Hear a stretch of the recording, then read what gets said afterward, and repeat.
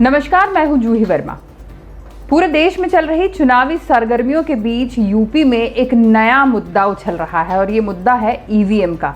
और इसके बाद कुछ ऐसे दावे हो चुके हैं कि अब यूपी में अगला चुनाव यानी 1 साल बाद होने वाला विधानसभा चुनाव जो है वो ईवीएम यानी वोटिंग मशीनों से नहीं लड़ा जाएगा बल्कि मतपत्रों से लड़ा जाएगा। और ये दावा किया है खुद पूर्व मुख्यमंत्री अखिलेश यादव ने, जो इन दिनों पूरे चुनावी मोड में है और पूरे प्रदेश के अलग अलग स्थानों का दौरा कर रहे हैं।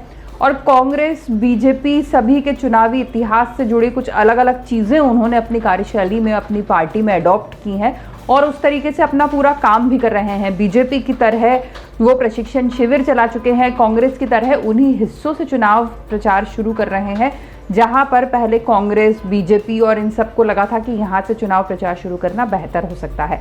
और अब उन्होंने ये दावा कर दिया है कि अगला चुनाव या उसके बाद जो चुनाव होंगे यूपी में और पूरे देश में वो ईवीएम से नहीं होंगे। इसके लिए समाजवादी पार्टी पूरे देश में एक मिशन चलाएगी ताकि ईवीएम से चुनाव ना हो सके। इसके लिए अखिलेश यादव ने अमेरिका के चुनावों का हवाला दिया है जहां पर इस बार ईवीएम से चुनाव नहीं हुए, बैलेट बॉक्स के जरिए चुनाव हुए और उसकी जो काउंटिंग थी वो कई दिनों तक चली और उसके बाद जो नतीजे आए उससे काफ़ी संतुष्ट दिखे अखिलेश यादव कि अगर मतपत्रों के थ्रू चुनाव होता है तो ऐसे ही निष्पक्ष नतीजे आ सकते हैं। अखिलेश यादव ने क्या कहा वो जानिए।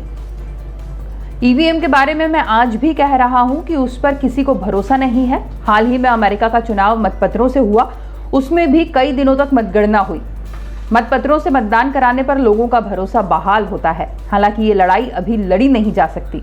उन्होंने कहा कि हम प्रशिक्षण शिविर चला रहे हैं और समाजवादी पार्टी के जुड़े सारे लोग अपना वोट डाल देंगे तो बीजेपी अपने आप हार जाएगी और जब वो सत्ता में वापसी करेंगे तब समाजवादी पार्टी ईवीएम की व्यवस्था खत्म करने के लिए अभियान चलाएगी। ये दावा है पूर्व मुख्यमंत्री अखिलेश यादव का, जिन्हें यकीन है कि अगर इस बार समाजवादी पार्टी से जुड़े सभी लोग और समाजवादी पार्टी का जो वोट बैंक है, अगर वो वोटर सारे इस बार अगर मैदान में उतरते हैं और पूरी नियम से वोटिंग करते हैं तो बीजेपी की हार तय है।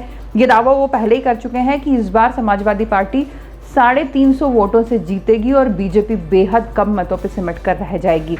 बेहद कॉन्फिडेंट नजर आ रहे हैं अपनी बॉडी लैंग्वेज से अखिलेश यादव। लगातार जो उनके बयान आ रहे हैं उसमें काफ़ी कॉन्फिडेंस उनका झलक रहा है और योगी सरकार की आलोचना करने का, निंदा करने का और जो यूपी में बदलाव हुए हैं योगी सरकार के आने के बाद उसकी आलोचना करने का कोई मौका नहीं छोड़ते अखिलेश यादव। इस बार भी उन्होंने कहा कि सदन के भीतर सरकार अपनी गरिमा खो चुकी है, सदन के भीतर सरकार की भाषा बदल गई है और इससे मालूम चलता है कि अब सरकार जाने वाली है।